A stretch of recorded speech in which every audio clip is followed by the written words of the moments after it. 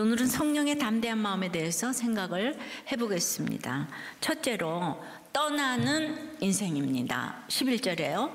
석 달 후에 우리가 그 섬에서 겨울을 난 알렉산드리아 배를 타고 떠나니 그 배의 머리 장식은 디오스구로라. 이제 멜리데에서 석 달을 보냈습니다. 그 지중해에서는 우리가 알다시피 겨울에는 출항이 금지됐잖아요.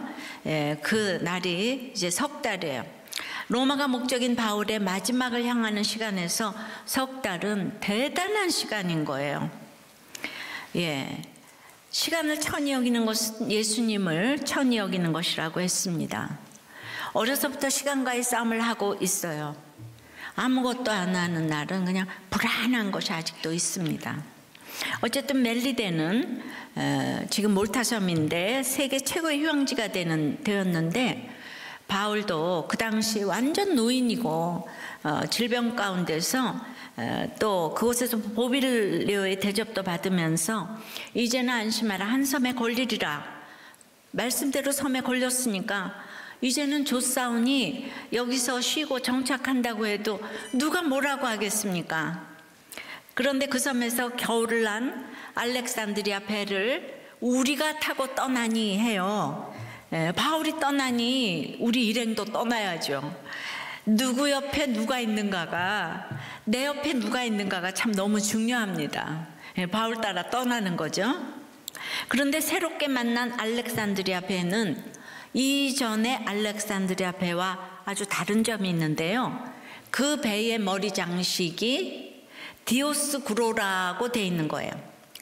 이건 뭔가 하면 그리스 신화에 나오는 제우스와 바람을 핀 그 레다 사이에서 나온 쌍둥이 아들 카스토르와 폴룩스의 이름이에요.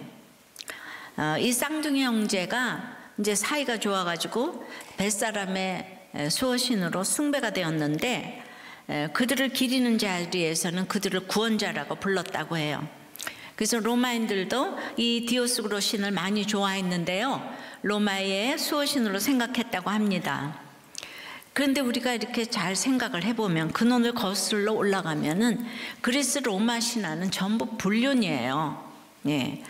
그러니까 지난번에 우리 그레데 그 의지하면서 해안을 돌 때도 그때도 제우스가 이제 에우로페를 사모해가지고 소가 돼가지고 와서 도착한 데가 그레데고 에우로페가 유럽이잖아요. 유럽의 효시가 됐다고 이제 그랬습니다. 근데 이번에는 또 제우스가 그러니까 자기 부인이 있는데도 지금 또 스파르타의 왕비 레다하고 또 이렇게 불륜을 해서 난 쌍둥이 아들인 거예요.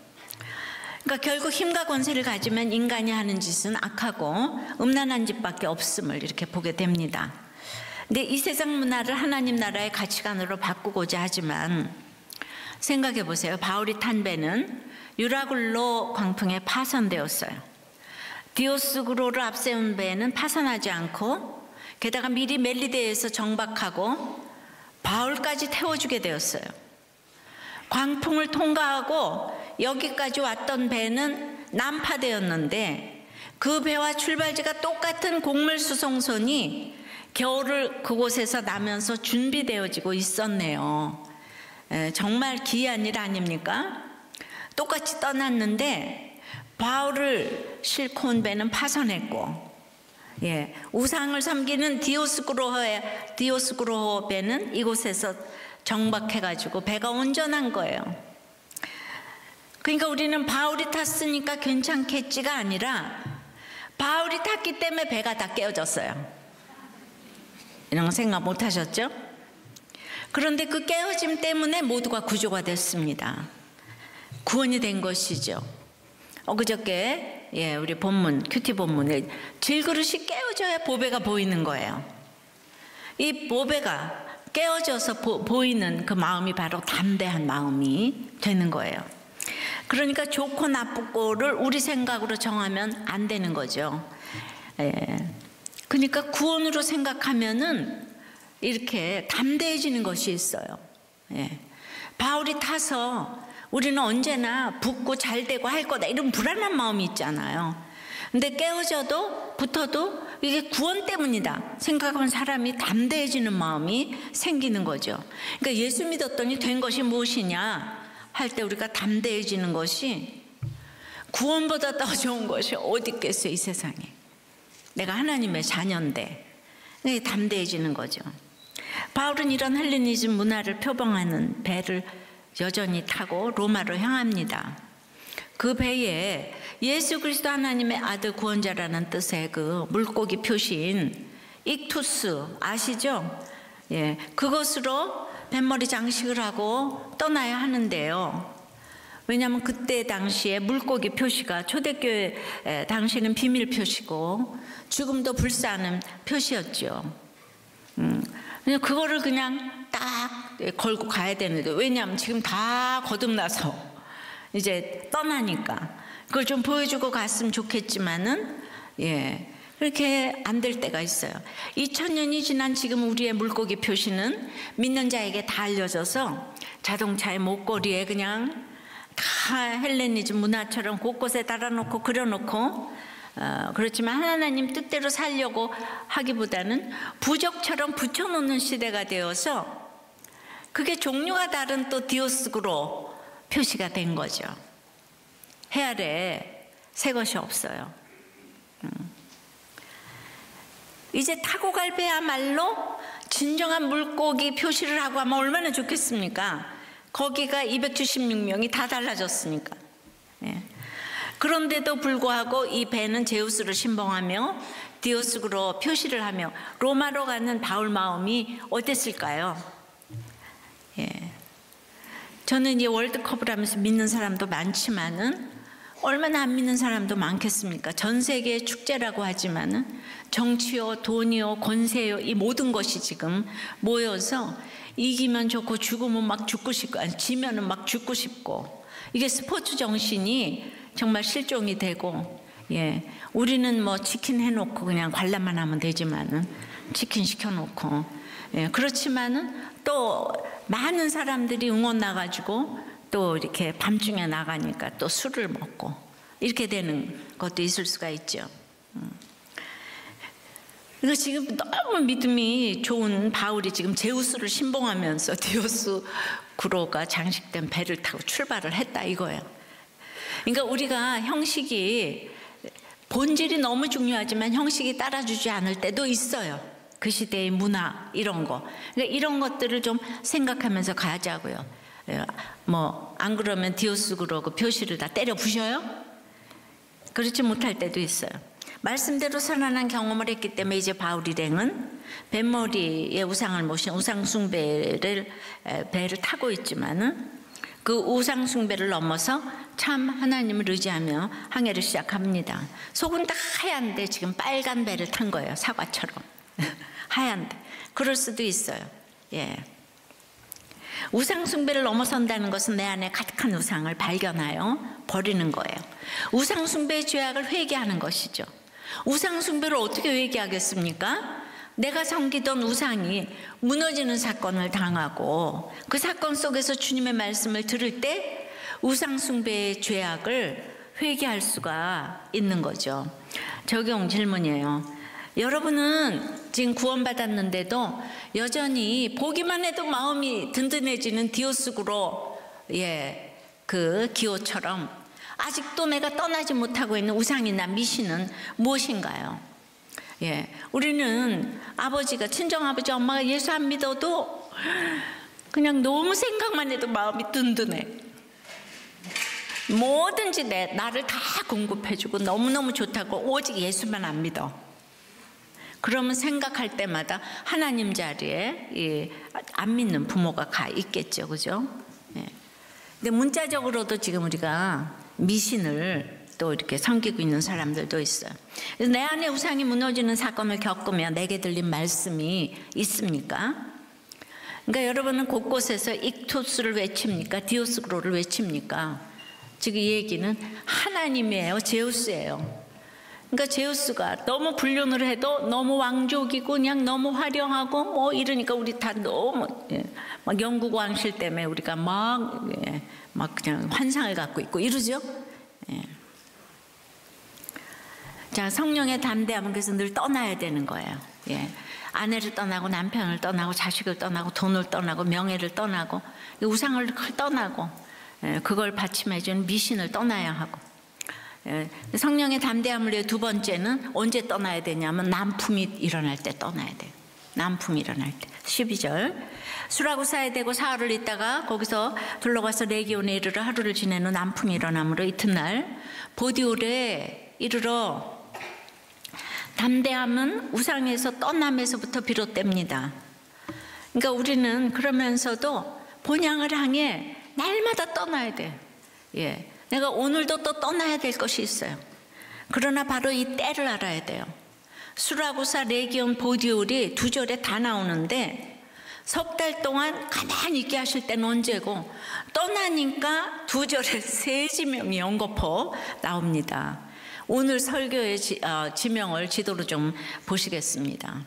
예, 그러니까 이제 이렇게 수라구사, 레기온, 그러니까 지금 저기 그 장화에 구두코앞 같은 거기가 저기 시칠리아, 우리나라 제주도 같죠, 그죠? 그 멜리데에서 그래서 이제 그 시칠리아 섬의 수라구사까지 가는 게 한 150km 정도 돼요. 근데 거기서 사흘을 있었고 그 레기온이 드디어 이제 이탈리아 완전히 이제 구두코예요. 그 앞에. 예. 예. 그런데 거기에서부터 저기 보디올까지 한 340km 되는데 예. 거기를 가서 그다음에 거기에서 육로로 아비아 광장에 가가지고 이제 로마로 가는데 거기는 한 220km 정도 예. 오늘 여행을 좀 하겠습니다. 그래서 이제 그 이탈리아 끝부분에 아래, 지금 남쪽 아래에 지금 이제 그 섬을 봤는데, 멜리데에서 간 그 수라구사는 아르키메데스의 원리나 지레대 원리로 유명한 아르키메데스의 고향으로 유명하죠. 또 키케로는 모든 도시 중 가장 아름다운 도시라고 수라구사를 평했어요. 그러면은, 예, 그들이 거기가 아름다워서 사흘씩이나 머문 게 아니고요. 그러니까 지금 바울을 영접하는 멜리데도 최고의 휴양지, 수라구사도 가장 아름다운 도시, 계속 아름다운 곳을 가지만 있으면 안 되고 떠나야 되는 거예요. 거기 떠나야 돼요. 예. 그런데 예, 왜 사흘이나 머물렀냐? 남풍을 기다리나 그랬죠. 기다리느라고. 그러니까 유라굴로 강풍 때도 그 미양에서 베닉스까지 서울에서 천안 정도 되는 거리밖에 안 돼요. 아주 짧은 거리인데 이 바람이 얼마나 지대한 영향을 미치는지 경험했기 때문에 이제는 정말 조심조심하면서 가는 것이 느껴지는 거예요. 여러분, 미양을 떠날 때도 남풍이 불긴 했어요. 기억나십니까? 그래서 닻을 올리고 룰루랄라 하면서 출발했잖아요. 근데 겨울 남풍은 그 믿을 수가 없는 거예요. 잠시인 거예요. 곧 유라굴로의 강풍으로 변했죠. 그때 바울이 말렸지만 전문가들이 다들 나서서 반대하니까 할 수 없이 또 같이 떠날 수밖에 없어요. 바울은. 그러다가 배가 대파되었습니다. 그러니까 이렇게 내가 반대도 어쩔 수 없는 결혼이 있고 안 들으니까 그런 때가 있어요. 속절없이 기다려야 할 때가 많아요. 근데 지금 기다리는 남풍은 겨울 남풍이 아니고 봄의 남풍이에요. 그래서 완전히 다른 남풍인데 이걸 기다려야 돼요. 그래도 급하다고 바늘 허리 꿰어서 못 쓰는 거예요. 급할 때일수록 돌아가라고 하죠. 예. 예, 저도 남풍이 부는 줄 알고 결혼을 했어요. 결혼을 오래전에 하신 부모님, 결혼의 전문가이신 부모님이 하라고 하고, 지금 있다면 결혼정보센터가 전문가라면 전문가들이 최고로 치는 특혜급 결혼 아니었을까요? 근데 지금 생각하면 저에게 사인을 주셨어요. 제 감정이 말을 안 듣고 또 믿음으로 서로 확인하고 기도하고 한 결혼이 아니기 때문에, 예.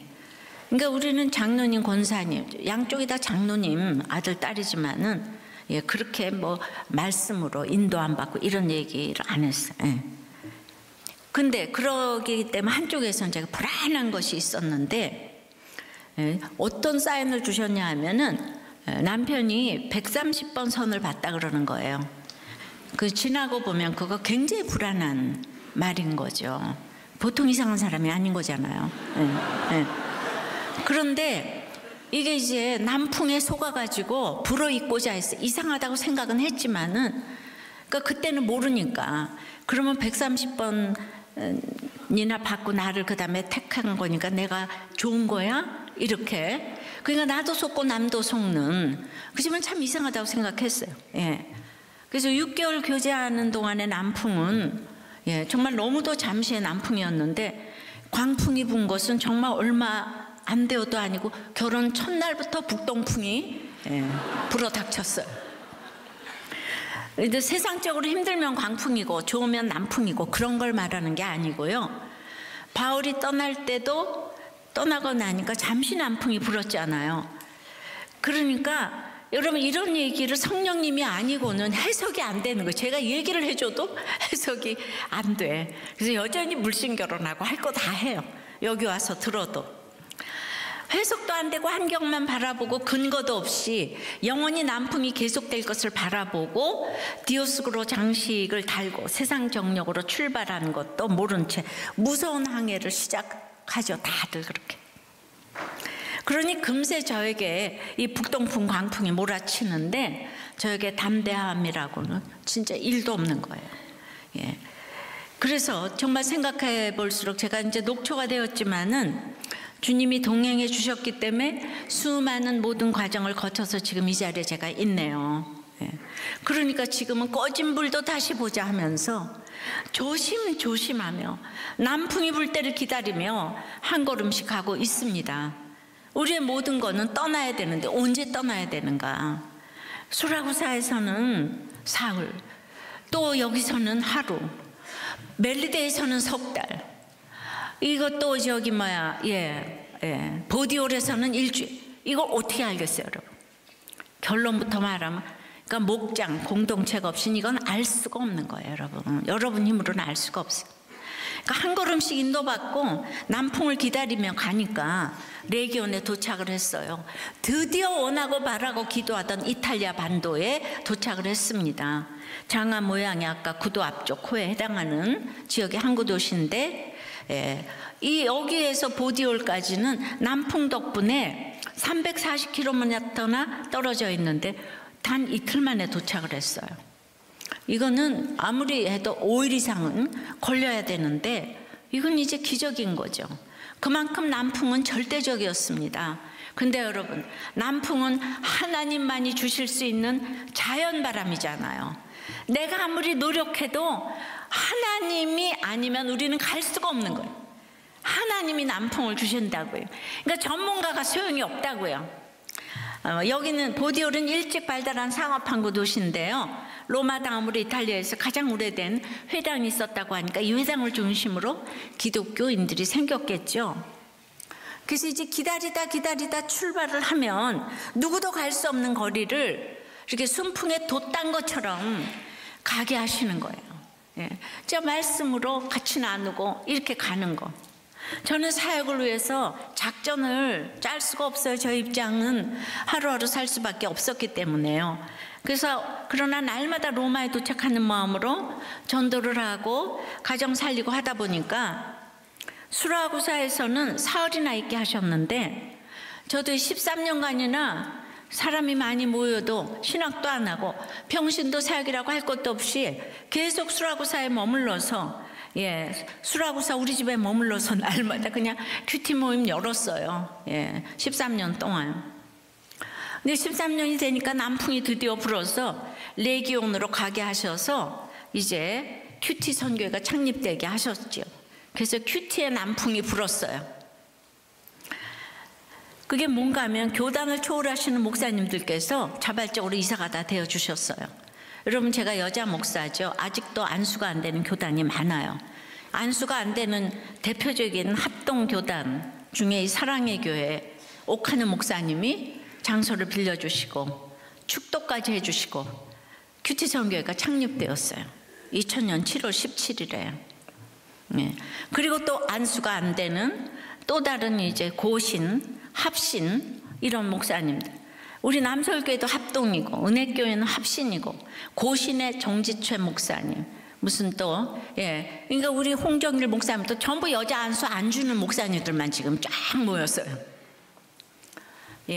물론 이제 통합측 목사님도 계셨어요. 근데 이분들이 여성 목회 어쩌고 저쩌고도 이사가 되셔서 전폭적으로 밀어주셔서 자연스럽게 지금 이제 큐티 선교회가 시작되게 하셨으니 생각하면 이거야말로 기적 아니겠습니까? 그런데 레기온에서 보디올은 이틀 만에 340kg를 갔기 때문에 그냥 큐티 선교회가 세워지고 나니까 남풍이 솔솔 불어가지고 그냥 13년 동안 있었는데 3년 만에 우리들 교회가 창립이 되었어요. 훨씬 많은 키로를 빨리 오게 된 거죠. 그러니까 늘 사인이 없으면 움직이지 않았죠. 근데 이제 큐티 말씀에 사인대로 움직이면 앞으로 나가게 하셨습니다. 여러분 이렇게 주변에서 말리는데도 이 정도면 되겠지? 그런 거 없어요. 밀어붙이듯 결정하고 떠나서는 안 됩니다. 성령께서 일하실 때는 언제든지 억지로가 아니라 남풍이 불듯 자연스럽게 일하십니다. 옳다고 명분이 있다고 해서 상대방을 무시하고 이렇게 밀어붙여서는 안 됩니다. 하나님 그렇게 일하지 않으세요. 내 생각이 맞더라도 그 생각 때문에 한 사람이라도 감정이 상하고 다친다면 기다리는 시간이 필요해요. 물론 여기서 성령의 공의가 또 있어야 되겠지만은 항상 남풍이 불듯 자연스럽게 진행되어야 이렇게 순풍이 불듯 목적지에 갑니다. 이 배에는 이제 3개월 동안 역사상 가장 많은 성경을 집필한 위대한 스승인 바울에게 성경 공부로, 현장 학습으로, 광풍고난으로, 그리고 이적과 치료로 훈련을 받은 복음 특공대 276명이 타고 있습니다. 이들은 더 이상 바울과 죄수들이 아니잖아요. 갇혀있던 시간 동안 바울에게 들은, 그리고 광풍 가운데서도 말씀을 듣고 살아난 복음의 용사들이 이 배를 타고 지금 짐승의 권세, 용의 공세, 세상에 그냥 완전히 그 권세를 향해서 지금 달려가는 거하고 같잖아요. 복음의 폭탄을 실은 배가, 사람이 폭탄인 거지, 복음의 폭탄. 그러니 남풍이 안 불 수가 없죠. 모든 준비가 되었기 때문에 이제 남풍을 불게 하셔서 이 배를 빨리 로마로 보내십니다. 여러분들 우리들 교회가 복음 특공대 아니겠습니까? 자타가 공인하는 죄인이지만 우리들 후에서 고침받고 훈련받고 다들 로마로 향하고 있는 줄 믿습니다. 적용해 보세요. 사명이 있어 남풍을 기다립니까? 내 환경을 벗어나고 싶어 남풍을 기다립니까? 여전히 북풍이 부는데 내 모든 것이 삐걱거리는 잡음이 들리는데 남풍의 환상을 가지고 뭔가를 시작하려고 하지는 않습니까? 기다려야 할 때입니까? 떠나야 할 때입니까? 이거 어떻게 알아요? 일주일, 하루, 사흘, 석 달? 여러분 어떻게 알아요? 여러분이 아무리 전문가지만 그걸 어떻게 알아요? 남풍이 불 때를 어떻게 알아요? 이건 공동체 없이는 불가능한 겁니다. 성령의 담대한 마음은 이제 세 번째. 첫 번째는 뭐죠? 떠나는 인생이 돼야 되죠. 또 언제 떠나요? 남풍이 불 때 떠나요. 그러면 세 번째는 형제들이 맞으러 올 때 이와 같이 로마로 가야 그 담대한 마음을 주시는 거예요. 형제들이 맞으러 올 때 이와 같이 로마로 가야. 좀 길지만은 여러분들한테 대지를 2개 주면 어렵다고 그래서 할 수 없이 한 대주로 하려니까. 그렇지만은 여기에 모든 또 답이 있으니까. 14절 5절 거기서 형제들을 만나 그들의 청함을 받아 2회를 함께 머무니라. 여기서 일주일 있죠. 그래서 우리는 이와 같이 로마로 가니라. 이와 같이 로마로 가니라. 그곳 형제들이 우리 소식을 듣고 아비오 광장과 트레이스 타베르네까지 맞으러 오니 바울이 그를 보고 하나님께 감사하고 담대한 마음을 얻으니라. 아멘. 이제 점점 목적지로 다가가고 있습니다. 떠나고 떠날수록 이제 로마가 코앞에 보입니다. 그러니까 담대함이 너무 필요해요. 석 달 동안 멜리데에 있을 때 보블리오가 대접을 너무 잘해줄 때 천국 같은 그 시간을 보냈어요. 왜 보내는지 모르지만은 석 달 동안이나 그 토인들과 같이 있게 하셨습니다. 근데 바울이 이 일가기어 삼추인 이때 그렇게도 가고 싶은 로마의 결국은 무엇이었나요? 결국은 참수형이 기다리고 있죠. 그러니 인생의 목적이 행복이 아니고 거룩인 것이에요. 그러니까 이 목적을 이루기 위해 성령의 담대함이 필요한 것입니다. 그리고 또한 목적을 이루기 위해 늘 떠나야 되는 거예요. 아름다운 것을 늘 떠나야 하는 거예요. 죽음이 기다리고 있어도 예루살렘으로 떠나야 하고 또 로마로 떠나야 합니다. 왜냐하면 인생은 너무 짧고 우리는 다 죽기 때문이에요. 그러면 잘 죽는 것이 최고의 상 아니겠습니까? 우린 밑둥이 잘려진 나무예요. 이제 말라갈 일밖에 없어요. 그런데 알렉산드리아 배에 종착한 거인 보디올에서 로마까지는 220km 정도 됩니다. 그러니까 여기서부터 로마까지는 그 로마의 도로가 너무 잘 닦아놨잖아요. 팍스 로마나. 그냥 모든 길은 로마의 그 일본 국도 해안선을 따라 북쪽으로 쫙 향해 걷기만 하면 그 꿈에도 그리던 로마에 도착할 수가 있어요. 그러면 우리 같으면 와, 보디올에 도착하자마자 거기서는 육로로 갈 수 있으니까 우리 인생의 최종 목적지인 그 로마를 향해 걷기 시작했을 거예요. 하지만 바울은 자기 일정을 자기 마음대로 결정할 수 없었어요. 왜냐하면 그는 죄수 신분이잖아요. 바울에 대한 모든 결정은 백부장 율리오의 호송 책임자인 백부장 율리오에게 있는 거예요. 그러니까 마지막까지도 우리가 생각해야 될 것은 내가 죄인이기 때문에 목적지가 바로 눈앞에 있더라도 우리는 묻고 가야 해요. 허락을 받아야 해요. 이것이 하나님이 명령하신 것이라도 내 위에 세워둔 질서에게 묻고 가야 해요. 이것이 아무리 구원을 위한 일이라도 내게 허락한 질서, 가정에서는 남편, 부모, 직장에서 또 직장에서도 내 위에 하나님께서 세우신 그 질서에 끝까지 순종하며 묻고 가야 하는 거예요. 굉장히 여러분들은 항상 성경에 토시를 놓치면 안 돼요. 바울이 고린도에서 로마서를 쓸 때 네가 앞으로 로마에서도 증언하여야 하리라 그랬잖아요. 예언을 받았으면 바로 로마로 출발했으면 일주일도 안 걸렸을 건데 그냥 그때그때 환경과 질서에 순종하느라고 감옥, 광풍, 돌팔매, 독사 이런 거를 다 거쳐가면서 내게 주신 말씀으로 하루하루 물으며 인도함 받고 가는 것이 로마로 가는 거예요. 이것이 성령의 담대함의 비결입니다. 그래서 하루하루 사는 것이 선교이고 천국이고 최고의 담대함의 비결이에요. 우리가 모든 것을 가지고도 담대함이 없으면은 돈이 무슨 소용이 있겠습니까? 여기서 근데 만난 형제들은 원어상 그리스도인임을 알 수가 있어요. 즉 믿는 그리스도인들을 이곳에서도 만나 교제할 수가 있었습니다. 이들은 베드로의 오순절 설교를 듣고 흩어진 사람들일 수도 있고요. 바울이 로마서를 보내서 복음이 미리 전해져 받아들인 사람들일 수도 있습니다. 이처럼 우리가 갈 수 없는 곳에도 말씀과 문서를 보내며 가는 것 또한 이와 같이 로마로 향하는 길이라 이해할 수 있습니다. 멜리데인들을 전도하고 지금 오는 길이에요. 근데 그 사람들에게 복음만 전했어요. 그 사람들이 성숙해져 가는 건 지금 못 봐요. 그죠? 복음만 전하고 예수가 그리스도다 아멘 복음 제시해서 영접만 지금 했어요. 병만 고쳐주고 떠났어요. 그런데 바울이 만나고 싶은 사람은 형제인 거예요. 주 안에서 형제들을 만나서 서로 죄인임을 확인하는 만남은 너무 기쁨이에요. 로마로 가는 담대함의 비결이 되는 거예요. 우리가 직접 로마로 갈 수 있지만 가기 전에 먼저 말씀을 전달하는 것도 이와 같이 로마로 가는 길인데요.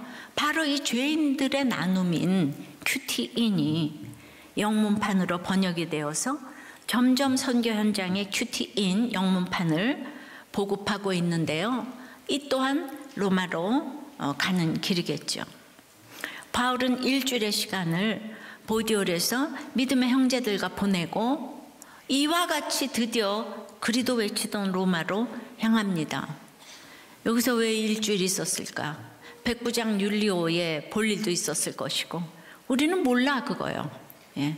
그런데 분명히 그때마다 인도함이 지금 있는 거예요. 예. 그 믿음의 형제들과 일주일 보낸 것이 담대함의 비결이에요. 15절 읽습니다. 그곳 형제들이 우리 소식을 듣고 앞비오 광장과 트레이스 타베르네까지 맞으러 오니 바울이 그들을 보고 하나님께 감사하고 담대한 마음을 얻으니라. 아멘. 이 맞으러로 번역한 헬라어 단어 아판테시스는요, 이 마중을 의미합니다. 특히 높은 사람, 귀한 사람, 황제, 황제의 사절, 총독, 장군 이런 사람을 예를 갖춰서 환영하는데요. 그냥 만나러 나가는 단순한 단어가 아니라 로마의 장군들이 전쟁을 끝내고 개선을 해서 돌아올 때 개선 장군을 맞으러 갈 때 그때 사용되는 단어예요. 근데 생각해 보세요. 초라하고 병든 늙은이 바울이 지금 이제 로마로 들어가는 그 순간을 하나님께서는 그러니까 어떻게 보고 계신 거예요? 모든 전쟁을 승리로 끝내고 돌아온 개선 장군으로 지금 보고 계신 것이에요. 사람들이 볼 때는 어때요? 백부장이 호송하는 초라한 죄수잖아요. 죄인이잖아요. 그런데 하나님께서는 이 아펜테시스라는 단어를 쓰면서 바울을 하늘나라 최고의 장군으로 맞아들이시는 거예요. 비록 백부장이 질서 가운데 있지만 하나님 눈에는 모든 천군 천사 위에 장군으로 보고 계신 거예요. 여러분들이 사장의 질서, 남편의 질서, 그냥 이 모든 질서 가운데 있지만은 여러분들을 하나님 눈에는 천군 천사의 장군으로 보고 계신 인생을 살고 계십니까? 형제들과 죄인들의 나눔을 하면서 이와 같이 사람들이 손가락질하고 무시하는 죄패를 가지고 있고 큰 부와 능력도 없는 초라한 모습이지만 이 말씀 하나 붙들고 오늘도 내 자리를 지키며 살아날 때, 저 천국으로 갈 때 하나님께서 우리를 최고의 개선 장군으로 맞이해 주실 줄 믿습니다. 이번 주 한 목자님의 나눔인데요. 참 목자님이 자신의 그 연약한 부분들을 이렇게 다 나눠주셨어요. 저는 이게 대단한 나눔 같지 않지만은 그냥 일상적으로 우리가 할 수 있는 나눔이거든요. 이런 나눔이 죄인들의 나눔이에요. 이것이 형제의 나눔이에요. 나는 예수 이름으로 구원을 받았다고 자신 있게 말할 수 있다.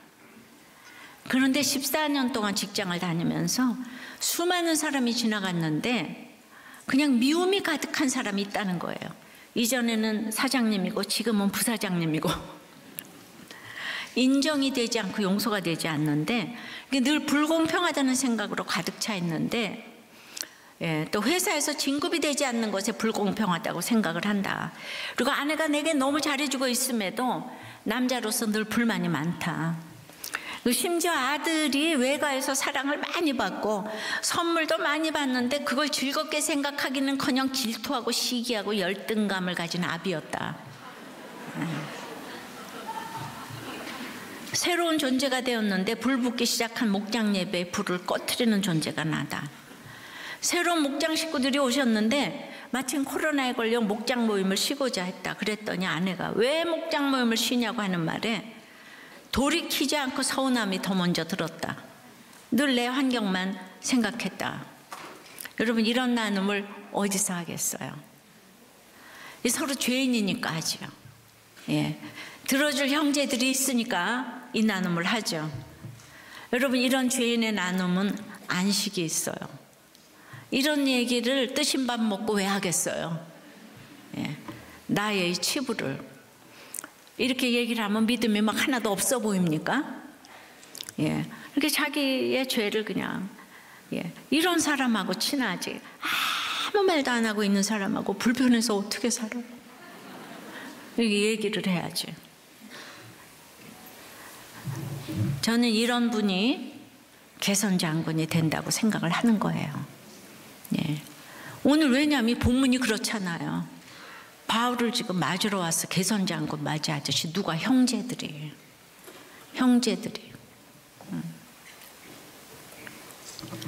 로마에서 아비오 광장까지는 64km, 트레이스 타베르네까지는 49km 정도니까 각각 걸어서 한 이틀은 걸렸을 거예요. 근데 로마에서 온 성도들을 보자마자 바울이 너무 반갑고 감격스러워서 하나님께 감사하고 담대한 마음을 얻었다고요. 이건 바울이 난파 직전에 알렉산드리아 호에서 음식을 주면서 하나님께 축사했다고 하는 말과 같은 말이에요. 예. 바울의 소식을 듣고 맞으러 온 로마 성도들의 역할이 이렇게 컸어요. 이틀 길을 걸어서 왔으니까 어떻게 보면 큰 수고 같지만 어떻게 보면 또 별거 아니잖아요. 시간만 내면 누구나 또 할 수 있는 일이잖아요. 이 소식을 들을 때 관심을 가지면 어렵지 않게 할 수 있는 섬김이에요. 그런데 이 섬김이 바울의 마음을 가장 감동시켰어요. 로마행 여정에 마침표를 찍는 감사와 담대한 마음을 바울에게 주었어요. 우리 성도들의 간증을 듣다 보면 종종 이런 나눔을 하시죠. 목장에서 차려준 밥에 마음이 녹았다. 눈물이 났다. 이런 간증 어렵지 않게 들어요. 큰 고난을 당한 분들일수록 그렇죠. 누구에게는 아무것도 아닌 밥 한 끼지만 어떤 사람에게는 그 마음을 움직이는, 그냥 움직이는 게 아니라 한 주를 살 수 있는, 또한 평생이 바뀔 수 있는 그 담대한 마음을 주는 최고의 응원인 것입니다.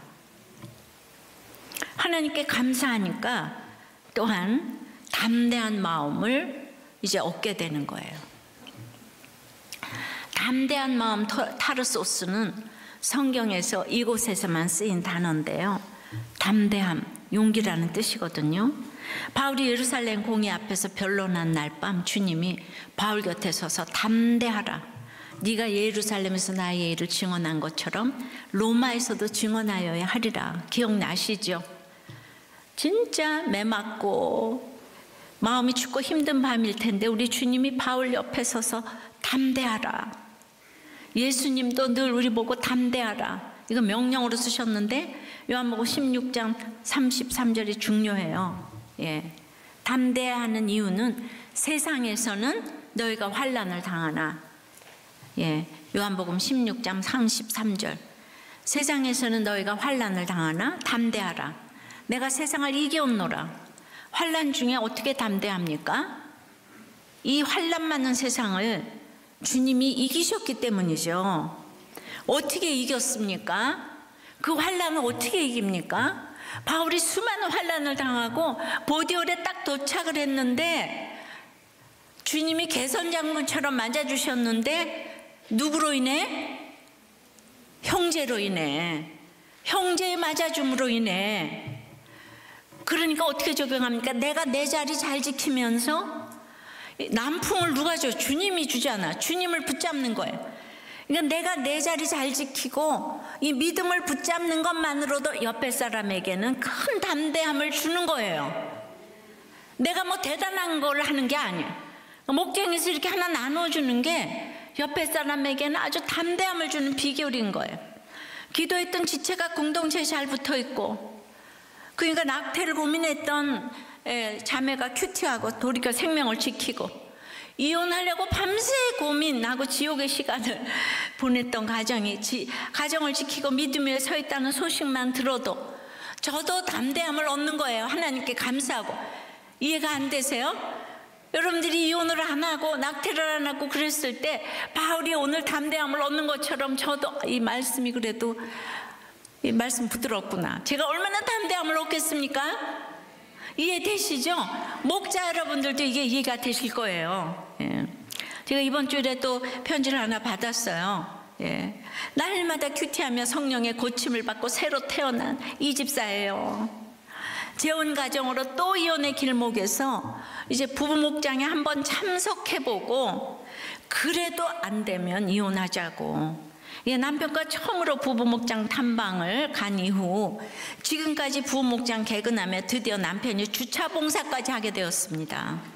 365일 술 마시며 골프에 당구에 축구에 정신없이 군대 구신 들린 자처럼 살며 폭언에 폭행을 하여 경찰서까지 다녔던 남편이 지금은 술을 주 1회 정도 마시고 운동장 교인이었는데 한 달 전부터 예배당 안에서 온전히 예배를 보고 사계절 내내 슬리퍼를 신고 나다니던 사람이 며칠 전부터 처음으로 슬리퍼를 신지 않고 출근을 하고 있습니다.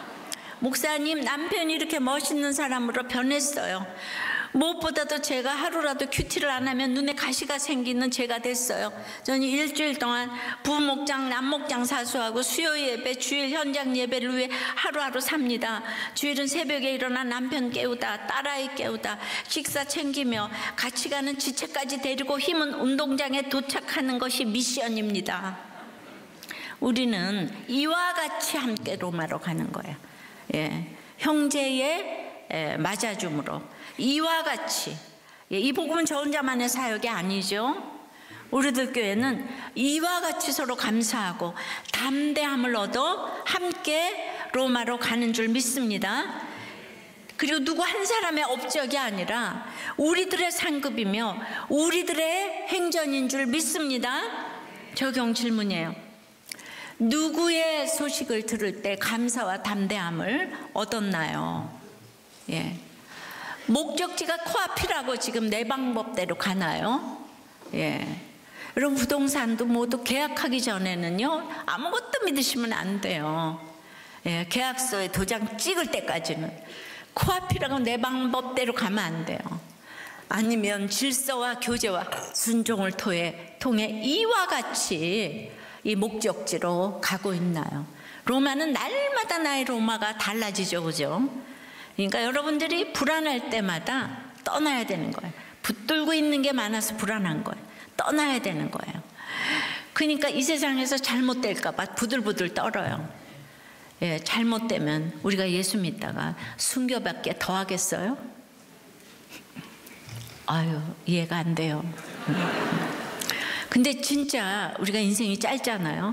제가 이런 나눔을 30년, 40년 전부터 했는데 하나님 저를 아직 살려두고 계시잖아요. 내가 그렇게 말한다고 나를 빨리 데려가시지 않더라고요. 내 생명 걷어가라고 그랬는데 그렇게 기도 안 한 우리 남편을 먼저 데려갔어요. 예.